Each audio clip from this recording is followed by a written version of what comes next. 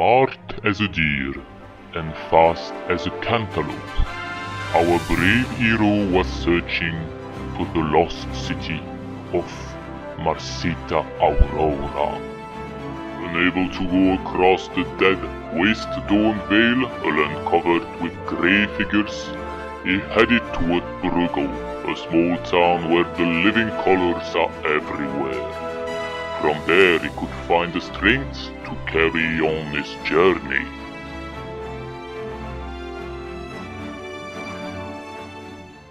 Welcome back, brave adventurers, to Wasteland Painting Minis for the 5th episode of our biggest project ever, the full design and construction of a medieval fantasy town district. The worst part of wargame or a roleplay game is obviously having unpainted miniatures, and you already know my abhorrence for unpainted stuff. So I think it's finally time to change that white and beige scenery into something with a bit more life. Today we are painting our whole terrain to make it ready for the final stages of the project. I've never painted something this big at a miniature scale, but the good news is that it will not be as finical as what we are usually doing on a 28mm model. Grab your biggest brush, load your acrylic tank, and let's give some colors to the set. Of course, as you are well aware of, any painting job begins with the undercoat, but we are not working on plastic here. We got so many different materials and a lot of them don't like spray paints. So, for the first 30 minutes of this video, it will be me, with a single brush, covering everything with some Mod Podge, until we have a uniform base. Wait, what? Boring? Come on, it's so exciting! Well, okay, let's skip this step and replace it with a musical interlude. I see a beige door, but I don't hum these songs right. So let's end up this reprise that is turning bad. Sorry for that, guys, I really mean it. But at least I made you save half an hour of your life, so you should maybe thank me. The undercoat is done and we can move on with the good part of painting. Regarding the paint job on this piece, there are 3 major parts that will be done and then a whole bunch of details and smaller parts to add afterward. First, we will take care of the ground, whatever it is, the soil under the grass, the dirt or the waterbed. The main color will be brown with different highlights. Then the stones of the terrain, that will be the manor, cobblestones, everything about the canal and the statue, without forgetting the rocks on the ground. And the third big word will be the wood, that's basically the wood house, the doors and windows, the half timber and the rope bridge. To base the ground part, I will use a burnt umber, that's the closest I've found to Rhinox hide in fine hards paint.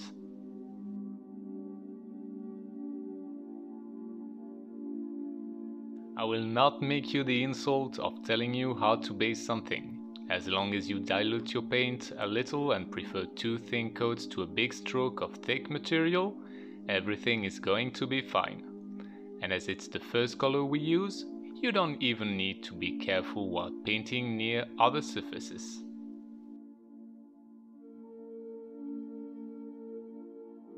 When this coat is done and dry, we will directly make the shade with our homemade one. Of course, if putting a lace on your house is okay for you, you can use some real Agrax air shade, but if you are okay with savings, you can check my video on how to make your own. It's mostly covering everything with this shade now, you can use a lot of it, don't worry. Just be careful if you are not painting over a bathtub, it will probably run outside the terrain, so prepare some towel. Now it has dried, we can begin the highlighting. And of course we are not making some fancy edge highlight here. You can keep this big brush and we are going to make some layers of dry brushing. Let's mix 50-50 some burnt umber with the beige. Here I'm using buff titanium, which is close to Screaming Skull. Otherwise you can use Gotho brown or Sylvaneth bark here.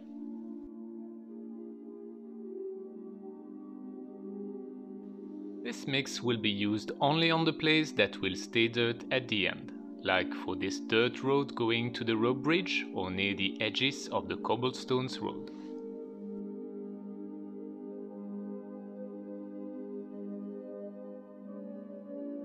Then, let's do the same with pure buff titanium to add a second layer of highlight.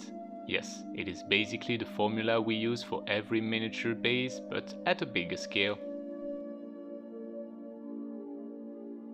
For the rest of the ground, we will begin the highlight with a mix of burnt umber and olive green to get something close to a Death Guard green. As this part will be covered with grass later, getting a greener highlight will help if there are some gaps in the static grass step next time. And then a second layer with buff titanium in the mix, but you can use some Elysian green if you want to. Right now, this area just looks like some green mud, but it's the perfect base for flocking.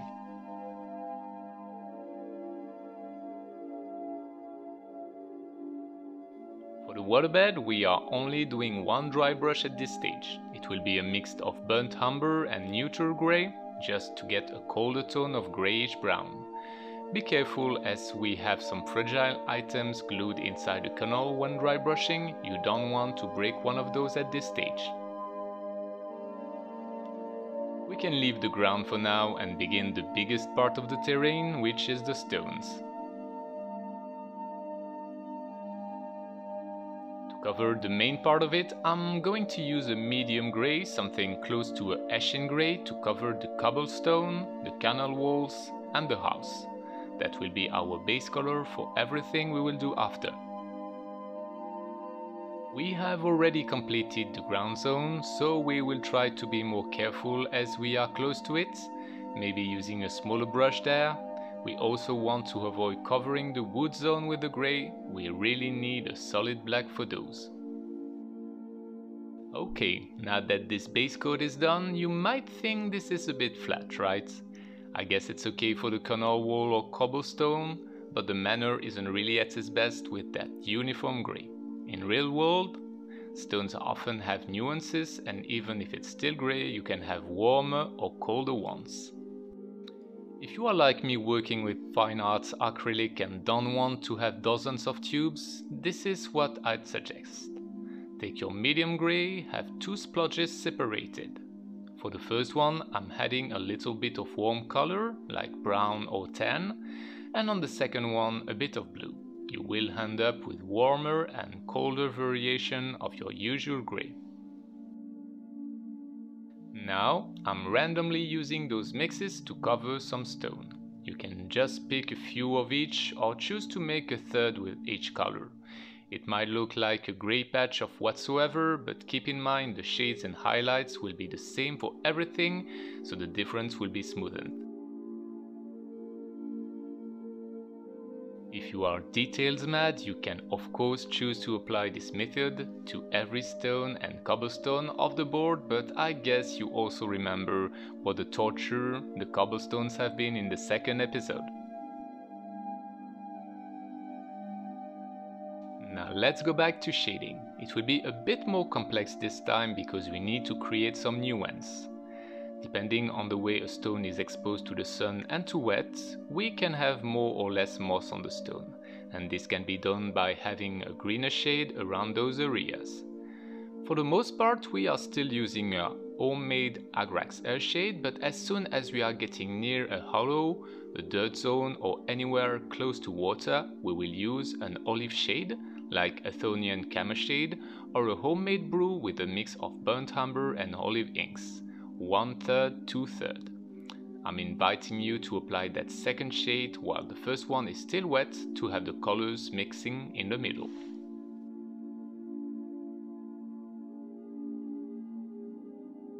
There is only one piece where I decided not to use this method, and it's the statue. As a focus point of the scenery, I want it to pop up, so I choose to shade it using only non-oil. It will make it look colder and less dirty than the rest of the scene. And then, well, we are moving to highlight once again, using first a heavy dry brush of neutral grey, the closest I find for Administratum Grey in Citadel. Nothing particular here, we are having a heavy dry brushing work where we will just be careful not to touch the previously done areas and trying to be gentle near the fragile pieces of the terrain like the lenses. I'm also using this step to make the second highlight for the waterbed, as it will make the stone in the bottom more visible.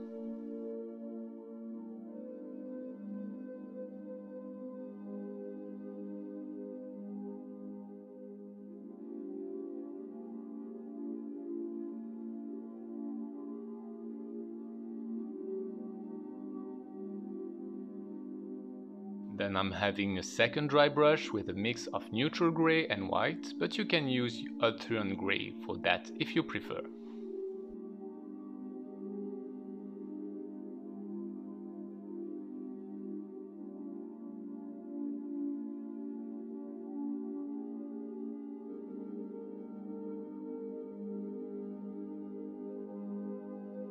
Time to move to the wood now. And you will easily understand why I recommend you not put any color on that black. I'm highly diluting a tan color, something like Zandri dust, and I'm applying a thin coat of that glaze on every wood part of the terrain, the full wood house, the doors and windows, as well as the timbers. And don't forget the makeshift bridge as well. As you can see, the glaze will make a tint on the wood, but will keep the wood vein visible quite. Now we are making a first highlight before the shade. It will be a heavy one, but make sure you only do it against the wood texture to avoid having highlights in the recesses. It will maybe get challenging around small areas like the merchant house door, just move to a smaller brush and you can do it. It's time to shade that wood, and for the most part we are once again using our homemade Agrax air shade for this.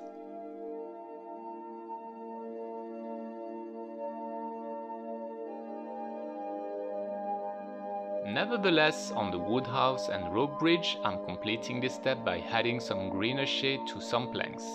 A bit like what we've done on the manor, I want those areas to gain some more nuance and don't be too uniform when looking at it.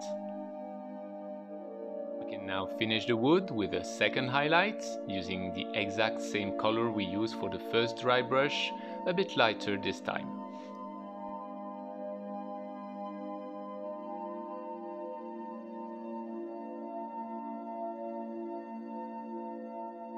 All the main zones are completed, and we can move to the smaller parts. As you can see here, there are still a lot to do on the merchant house, and we are moving there right now.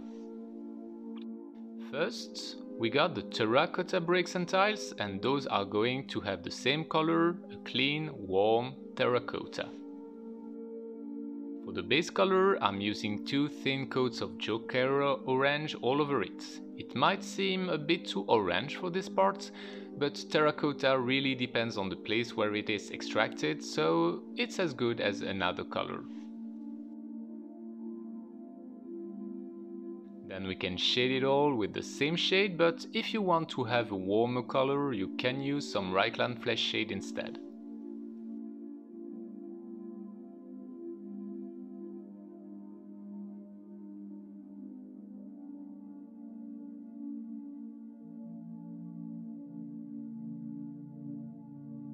For the highlight, I will dry brush some Cadian flesh tone over it.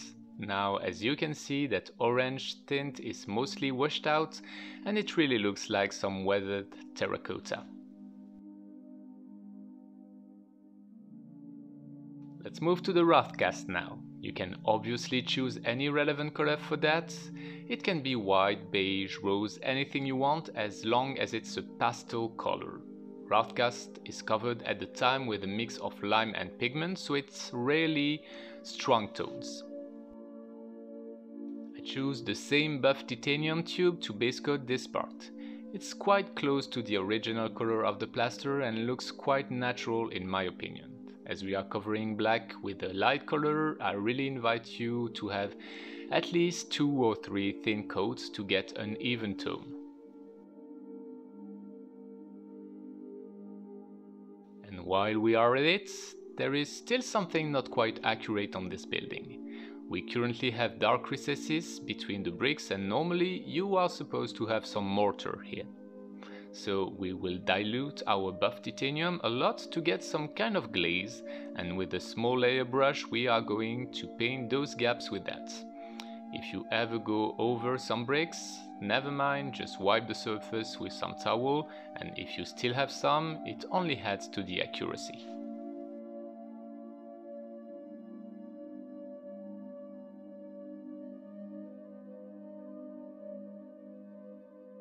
We will not shade the Roughcast as we did for the rest of the set. This is quite a flat surface and it would only make our work harder to cover all of it. We will only focus on the edges of each panel, some scratch we can have on the material, with a quite thinned down shade paint.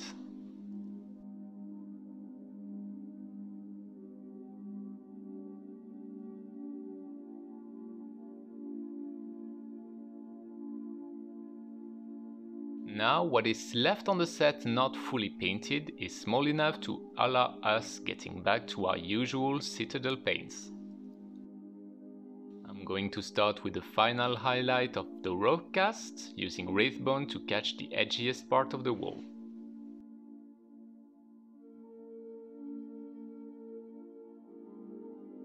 The biggest remaining parts are the metallics. It's for the door, lenses, fountain and some of the waterbed trashes. We are not going to overthink that too much. I'm gonna stay with iron and brass. Iron for the door structure and the blades. I don't want something too shiny, so iron hand steel can be a nice dark iron choice. And copper for the door handle of the manor as well as the water inlet of the fountain. I'm using Balthazar gold for those.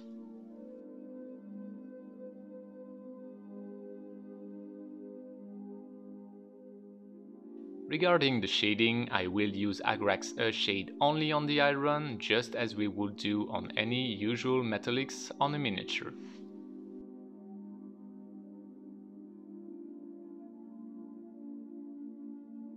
And then highlighting it with some lead badger using the stippling method. It's basically a dry brushing where you apply the brush vertically instead of making strokes. That will create an uneven highlight, better for this kind of project.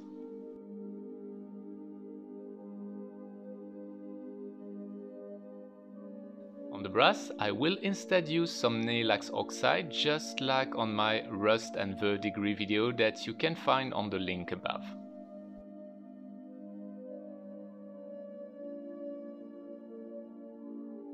And finally, adding some Sycorax bronze using the stippling method, everywhere copper.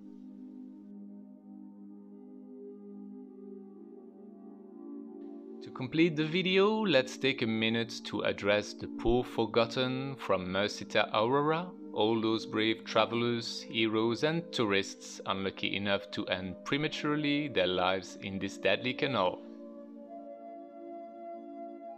Regarding the skulls and bones in the waterbed, as they will soon be drowned under resin, we don't need to be too precise painting them. I'm beginning with the base coat of Wraithbone, then add a shade of Skeleton Horde.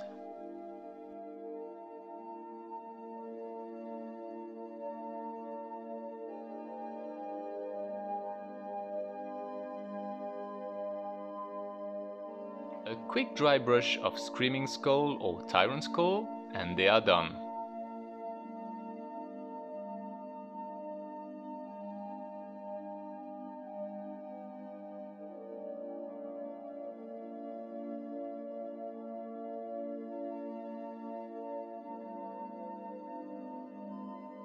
And we will actually proceed exactly the same for the ropes of the makeshift bridge.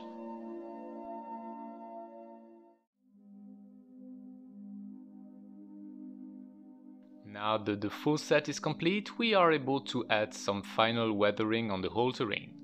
We have already made some areas a bit greener previously, but we can push this further with the glaze. I'm mixing some olive green paint with a matte medium or Lamian medium if you prefer to get a quite transparent look. You can add some brown if you want. It must be really fluid and runny to achieve the effect.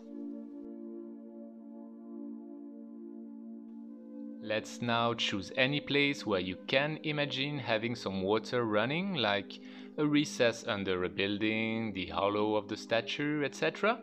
Soak your brush with a glaze and let it run down by itself. The more you use, the stronger the effect will be, and it will also be a perfect clue on where to add moss on our next video. Because yes, next time we will begin to add some more green to our scenery. But this time I'm talking grass green, moss green, and especially tree green. Except for some details that we will finish at the end of the project, the paint job is done, and if you are only painting a city district without water or plants, your journey is quite over now. So next week we are going to see how to make this place a bit more living, how to make grass, and how to design and create a tree using mostly things we already have. This will be quite easier than some of the episodes we went through, but enough challenging if you are unfamiliar with static grass or flocking. Thanks everyone for your fidelity regarding this series. I didn't know before beginning if I was able to follow up on such a long project, and your support and comments are really help for that. I'll be happy to complete this challenge with a lot of you, way more than when we begin. Please don't forget to subscribe if you haven't done before. Until the next video, take care, good painting to all, and see you all again soon. Where there is color, there is life, and even if Bruegel is now mostly ash grey, our furious hero is aware now that life is what he needs to reach his destination. Nature is full of life, so he decided to drink it all from the cup in the elven forest of Dupuy.